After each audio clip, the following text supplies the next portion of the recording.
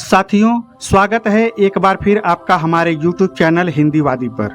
साथियों, यूं तो आप लोगों ने कई क्राइम की कहानियां सुनी होंगी, लेकिन आज जो कहानी आपको सुनाने जा रहा हूं, उसे सुनकर वाकई आप हैरान और परेशान हो जाएंगे और आप सोचने पर मजबूर हो जाएंगे कि हमारा समाज कहां से कहां पहुंच गया। यह कहानी है उत्तर प्रदेश के जिला गोरखपुर की। सूरज के निकलते ही आसमान में छाई कोहरे की धुंध साफ होने लगी थी। चिड़ियों की मधुर कलरव ने सुबह होने का आभास कराया तो बागेश्वरी देवी भी उठ गई। उनकी बड़ी बहू पहले ही उठकर फ्रेश हो चुकी थी, लेकिन पहली मंजिल पर रहने वाला उनका छोटा बेटा, बहू और पोता अभी तक सोकर नहीं उठे थे।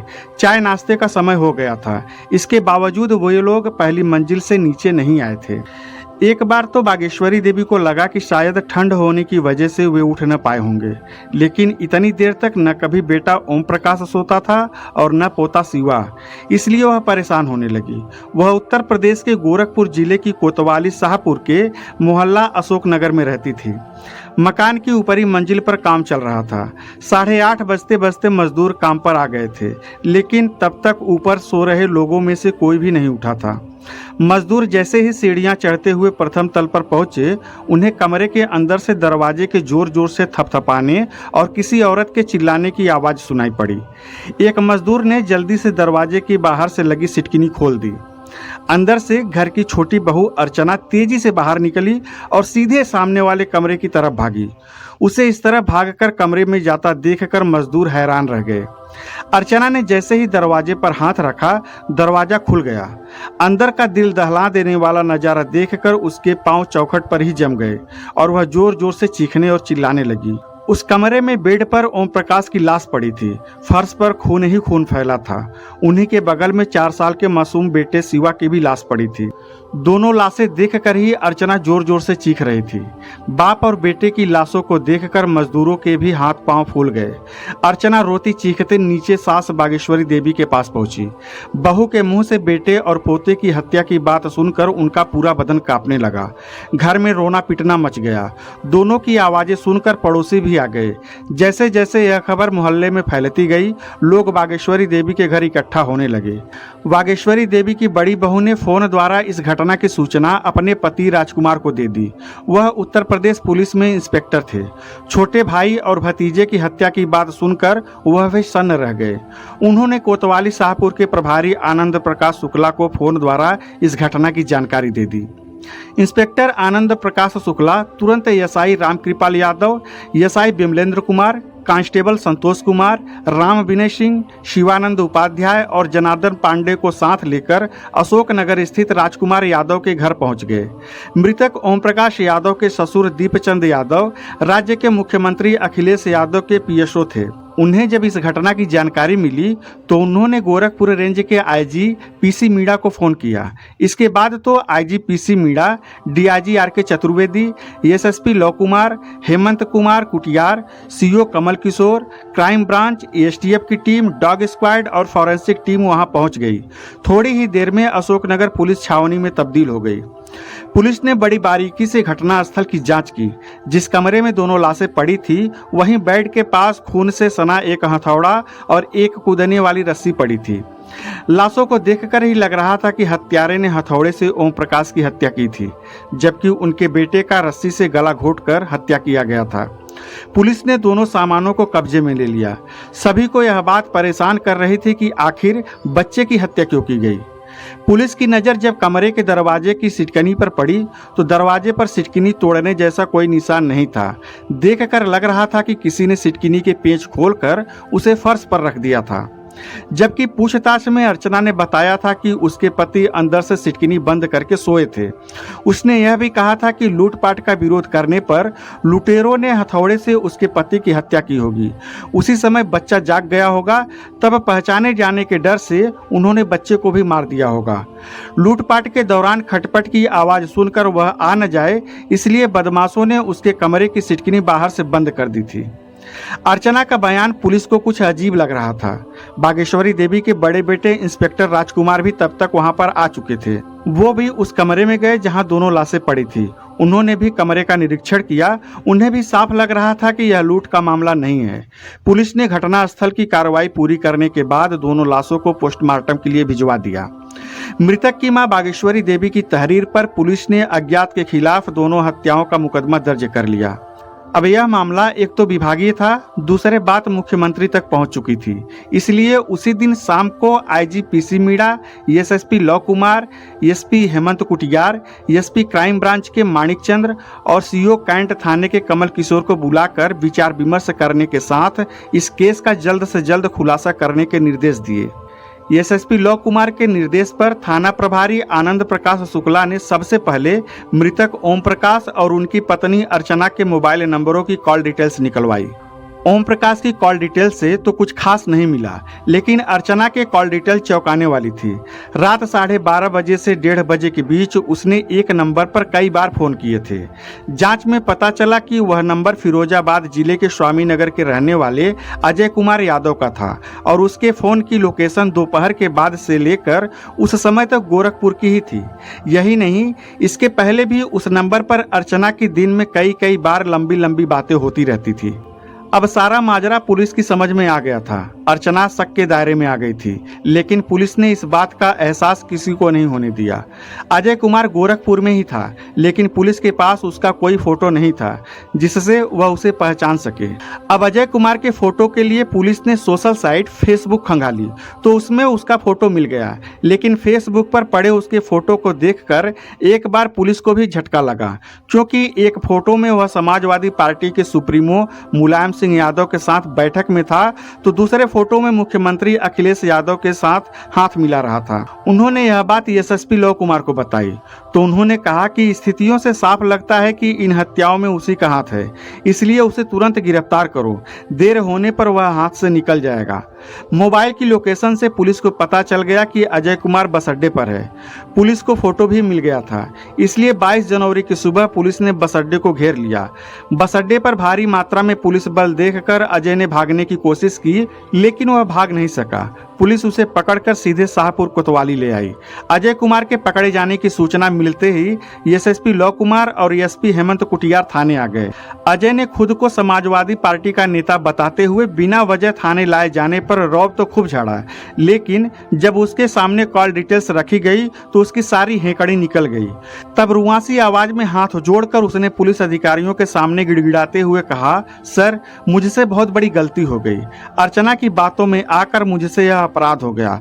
उसी ने मुझ पर पति और बच्चे को रास्ते से हटाने का दबाव डाला था। इसके बाद अजय ने ओम प्रकाश और उनके 4 साल के मासूम बेटे की हत्या की पूरी कहानी सुना दी। अजय ने स्वीकार कर लिया कि इन हत्याओं में अर्चना का भी हाथ था। इसलिए पुलिस अर्चना को गिरफ्तार करने के लिए अजय को साथ लेकर अशोकनगर कॉलोनी पहुंच गई। उस समय इंस्पेक्टर राजकुमार के घर परिवार वाले तो घर पे थे ही, साथ ही अर्चना के पिता दीपचंद भी वहीं मौजूद थे।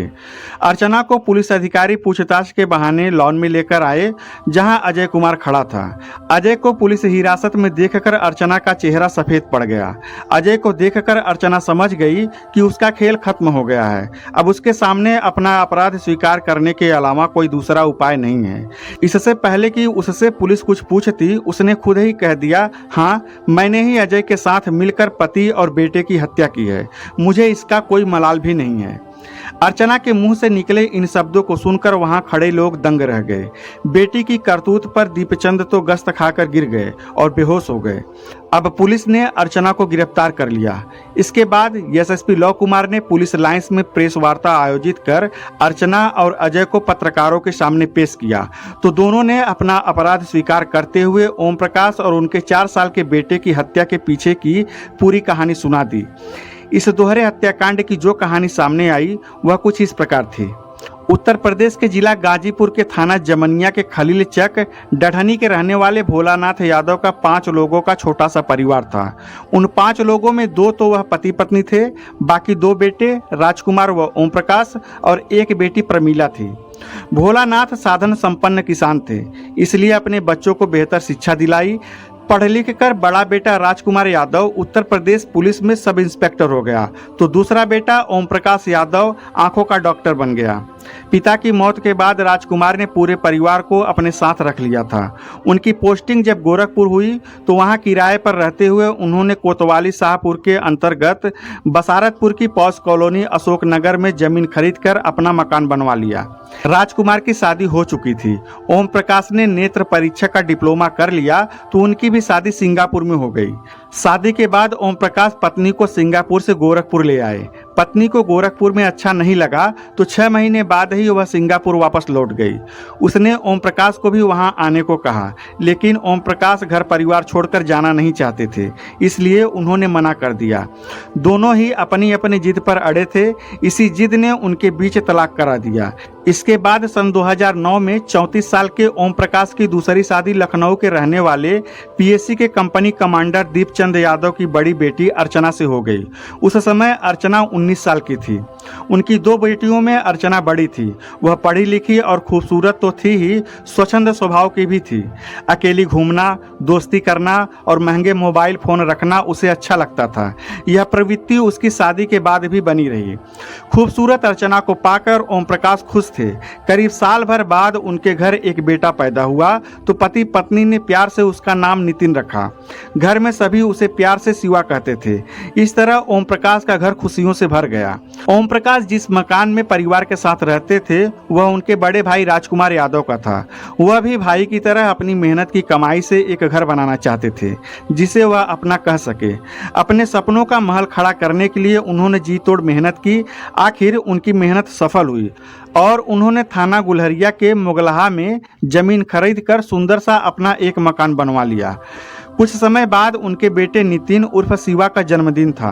उसी दिन वह अपने नए मकान में जाने की तैयारी कर रहे थे, लेकिन उनका यह सपना सपना ही रह गया, क्योंकि अर्चना और ओम प्रकाश के जो 5 साल हंसी खुशी से बीते थे, पिछले साल से उनकी खुशियों में अचानक ग्रहण लग गया था। ओम प्रकाश की बसारतपुर में एक कॉम्प्लेक्स में ऑप्टिकल्स यानी चश्मे की दुकान थी। उनके दुकान पर चले जाने के बाद अर्चना घर में खाली रहती थी। बूढ़ी सास बागेश्वरी देवी और जेठानी नीचे के कमरे में रहती थी, जबकि वह पहली मंजिल पर खाली समय में टीवी देखकर समय बिताती रहती थी या फिर मोबाइल पर सोशल साइट फेसबुक पर दोस्तों के साथ चैटिंग करती रहती थी। किसी दिन फेसबुक के एडेड फ्रेंड लिस्ट में प्रदेश के मुख्यमंत्री अखिलेश यादव से हाथ मिलाते हुए तथा सपा सुप्रीमो मुलायम सिंह यादव के साथ बैठे अजय कुमार यादव पर उसकी नज़र पड़ी तो वह उससे काफ़ी प्रभावित हुई। उसने अजय की प्रोफाइल खोलकर देखी तो उसमें उसका पता गांव स्वामीनगर, थाना सिकोहाबाद, जिला फिरोजाबाद दिया था। उसका मोबाइल नंबर भी उसमें था। अर्चना ने अपने फेसबुक के मुख्य पेज पर अपनी शादी से पहले की एक आकर्षक फोटो लगा रखी थी। अजय की राजनीतिक पहुंच देखकर उसने उसे फ्रेंड रिक्वेस्ट भेज दी तो अजय की ओर से रिक्वेस्ट स्वीकार कर ली गई। उसके बाद उनके बीच चैटिंग शुरू हो गई। जल्दी ही दोनों गहरे दोस्त बन गए। अजय कुमार यादव फिरोजाबाद के थाना सिकोहाबाद के गांव स्वामीनगर का रहने वाला था। 2 भाइयों में वह बड़ा था। उसके घर की माली हालत बहुत अच्छी नहीं थी। गांव में उसके पिता श्याम बहादुर यादव की किराने की एक दुकान थी। पिता के न रहने पर अजय भी दुकान पर बैठता था। उसकी शादी भी हो चुकी थी। पत्नी काफी खर्चीली थी, जबकि उसके खर्च पूरे करने का अजय के पास कोई साधन नहीं था, इसलिए जल्दी ही दोनों में तलाक हो गया था। पत्नी के चले जाने के बाद अजय अकेला हो गया था। उसके बाद वह समाजवादी पार्टी से जुड़ गया और अपनी मेहनत की बदौलत जल्द ही युवा जनसभा में जिला स्तर का पद पा लिया। फिर तो उसका बड़े नेताओं के बीच उठना बैठना होने लगा। ऐसे में ही उसका फोटो सपा सुप्रीमो मुलायम सिंह यादव और प्रदेश के मुख्यमंत्री अखिलेश यादव के साथ भी खिंच गया, जिसे उसने फेसबुक पर अपलोड कर दिया।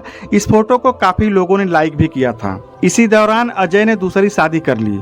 दूसरी पत्नी से 2 बच्चे पैदा हुए, लेकिन दूसरी पत्नी से भी उसकी अनबन रहने लगी और वह भी नाराज होकर बच्चों के साथ मायके चली गई। यह 2 साल पहले की बात है। इधर पार्टी विरोधी गतिविधियों की वजह से अजय को पार्टी से निकाल दिया गया, लेकिन उसके फोटो को देखकर अर्चना तो उससे प्रभावित हो ही चुकी थी। अजय और अर्चना की दोस्ती होने के बाद जब तब उनकी फोन पर भी बातचीत होने लगी थी। जल्द ही उनकी दोस्ती ने प्यार का रूप ले लिया। दोनों ही एक दूसरे को दिलो जान से चाहने लगे। इसी का नतीजा था कि अर्चना ने अजय को अपने मायके लखनऊ में मिलने के लिए बुला लिया। उसने उसे मायके में इसलिए बुलाया था ताकि मिलने में कोई बाधा उत्पन्न न हो। वहाँ माँ के अलावा घर में कोई और नहीं रहता था। पापा दिन में ड्यूटी पर चले जाते थे। छोटी बहन वंदना की शादी हो चुकी थी, वह अपने ससुराल में रहती थी। इसलिए पति से बहाना करके अर्चना बेटे को लेकर मायके आ गई। अजय उसके दिए पते पर लखनऊ पहुंच गया। अर्चना ने मां से अजय का परिचय पुराने दोस्त के रूप में करवाया। इसके बाद दोनों एकांत में मिले तो खुद को रोक नहीं पाए और वासना के प्रवाह में ऐसे बहे कि मर्यादा को भंग कर बैठे। अजय अर्चना से मिलकर फिरोजाबाद लौट गया तो अगले दिन अर्चना भी लखनऊ से गोरखपुर आ गई। इसके बाद उसने ओम प्रकाश को महत्व देना बंद कर दिया। वह हर घड़ी मोबाइल से ही चिपकी रहती थी। उसकी यह आदत न पति को अच्छी लग रही थी और न ही सास को। जब भी कोई उससे कुछ पूछता तो वह कोई न कोई बहाना बना देती। धीरे धीरे ओम प्रकाश को उस पर शक होने लगा। इस बीच अजय अर्चना से मिलने उसके ससुराल में भी आने लगा था। सास बागेश्वरी देवी ने इस नए चेहरे को देखा तो अर्चना से पूछ बैठी कि यह कौन है। तब उसने खुद को अर्चना का दूर का रिश्तेदार बता दिया था, लेकिन बागेश्वरी देवी अर्चना के सभी रिश्तेदारों को जानती थी। इतने दिनों बाद यह नया रिश्तेदार कौन आ गया, यह बात बागेश्वरी देवी के गले नहीं उतरी, तो उन्होंने इसकी जानकारी ओम प्रकाश को दे दी। ओम प्रकाश ने जब अर्चना से इस बारे में बात की तो अपनी गलती मानने के बजाय वह पति से लड़ने पर आमादा हो गई। बस उसी दिन के बाद उनके रिश्तों में जो दरार पड़ी वह धीरे धीरे बढ़ता ही चला गया। पति पत्नी के बीच इतनी दूरियां बढ़ गई कि लगभग रोज ही घर में महाभारत होने लगा। यही नहीं, दोनों अलग अलग कमरों में सोने लगे।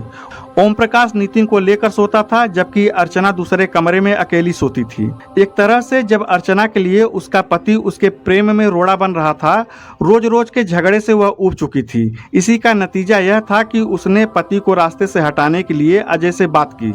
अजय उसके लिए कुछ भी करने को तैयार था, इसलिए वह उसका साथ देने के लिए राजी हो गया। पड़ोस में रवि राय के यहाँ सालगिरह का कार्यक्रम था जिसमें ओम प्रकाश को भी सपरिवार जाना था। यही दिन अर्चना को पति को रास्ते से हटाने के लिए उचित लगा। उसने अजय को फोन करके 20 जनवरी को गोरखपुर बुला लिया। 3 बजे दोपहर अजय गोरखपुर पहुंच गया। उस समय मकान में काम चल रहा था, इसलिए बागेश्वरी देवी ऊपर ही थी। अर्चना ने पीछे की सीढ़ियों से अजय को अपने कमरे में लाकर छिपा दिया। देर शाम ओम प्रकाश लौटे तो उन्होंने पत्नी से पार्टी में चलने को कहा, पर उस समय सिरदर्द का बहाना बनाकर अर्चना ने पार्टी में जाने से इनकार कर दिया। ओम प्रकाश ने भी जाने की जिद नहीं की, बेटे को तैयार किया और खुद भी तैयार होकर वह पार्टी में चले गए। पति के जाने के बाद अर्चना ने अजय को बाहर निकाला और उसे खिलाया पिलाया। ओम प्रकाश के लौटने का समय हुआ तो उसे फिर से छिपा दिया। रात को करीब 11 बजे ओम प्रकाश अपने बेटे के साथ पार्टी से लौटे और बेटे के साथ अपने कमरे में सो गए। सोते समय उन्होंने दरवाजों की सिटकिनी अंदर से बंद नहीं की थी। मजदूरों के जाने के बाद उनके औजारों से हथौड़ा निकालकर अर्चना ने अपने कमरे में पहले ही रख लिया था। बच्चों की कूदने वाली रस्सी भी उसने रख ली थी। अपनी इस योजना को वह किसी भी तरह से विफल नहीं होने देना चाहती थी। उसके बाद सबके सो जाने के बाद अर्चना रात 1 बजे के करीब दबे पांव अपने कमरे से निकली और पति के कमरे में गई। देखा कि बाप बेटे गहरी नींद में सो रहे हैं, तो वापस आई और अजय को हथौड़ा और रस्सी थमाकर एक बार फिर पति के कमरे में आ गई। अर्चना ने उसे पति पर वार करने के लिए इशारा किया तो अजय ने हथौड़े से ओम प्रकाश के सिर पर पूरी ताकत से वार कर दिया। भरपूर वार से ओम प्रकाश भले ही चीख नहीं पाया, लेकिन शरीर ने तो हरकत की ही, जिससे नितिन जाग गया। पापा को मारते देखकर वह चिल्लाने लगा, जिससे अर्चना डर गई। दूसरी ओर संगमरमर के फर्श पर खून देखकर अजय भी कांप उठा। अर्चना ने अजय से बच्चे को भी खत्म करने को कहा तो अजय की हिम्मत जवाब दे गई। उसने मना किया तो भेद खुलने के डर से अर्चना कांप उठी। तब उसने खुद ही बेटे का गला पकड़ लिया। उस समय माँ की वह ममता भी नहीं जागी, जिसके बारे में कहा जाता है कि माँ की ममता से बढ़कर इस दुनिया में कोई भी नहीं है। माँ मर सकती है लेकिन अपने बच्चों को खरोच तक नहीं आने दे सकती। लेकिन वासना में अंधी अर्चना ने बेटे को गला दबाकर मार दिया। पुलिस और घर वालों को गुमराह करने के लिए अर्चना ने घर का सामान बिखेर दिया, साथ ही सिटकनी खोलकर फर्श पर रख दी ताकि सभी को लगे कि लूट की नीयत से सिटकनी तोड़कर अंदर आए लुटेरों ने ओम प्रकाश और नितिन की हत्या कर दी है। इसके बाद दोनों ने बाथरूम में जाकर खून से सने हाथ पैर धोए और कमरे में जाकर सो गए। सुबह 4 बजे दोनों उठे तो अर्चना ने दरवाजा खोलकर बाहर झाँका, कोई दिखाई नहीं दिया तो उसने पीछे की सीढ़ी से अजय को बाहर निकाल दिया। अजय अजय वहां से निकलकर गोरखपुर महाराजगंज राष्ट्रीय राजमार्ग पर आया और टेम्पो से बस अड्डे पर जाकर छिप गया। वहां वह इसलिए रुका था क्योंकि अगले दिन अर्चना भी उसके साथ जाने वाली थी। वो अर्चना को ले जा पाता उसके पहले ही पुलिस ने मोबाइल की लोकेशन के आधार पर उसे पकड़ लिया। अर्चना ने प्रेमी अजय के साथ मिलकर जो किया उसकी सजा उसे अवश्य मिलेगी। अब उनकी बाकी की जिंदगी जेल की सलाखों के पीछे बीतेंगी, लेकिन अर्चना को अभी भी अपने किए का दुख नहीं है। तो साथियों, यह कहानी सुनाने का मकसद हमारा किसी को ठेस पहुंचाने का नहीं, बल्कि समाज में बढ़ रहे अपराधों के प्रति जागरूक करना है। तो साथियों, ऐसी ही सच्ची कहानियां और क्राइम स्टोरी सुनने के लिए हमारे चैनल हिंदीवादी को सब्सक्राइब करें, वीडियो को लाइक करें और ज़्यादा से ज़्यादा शेयर करें। धन्यवाद। जय हिंद।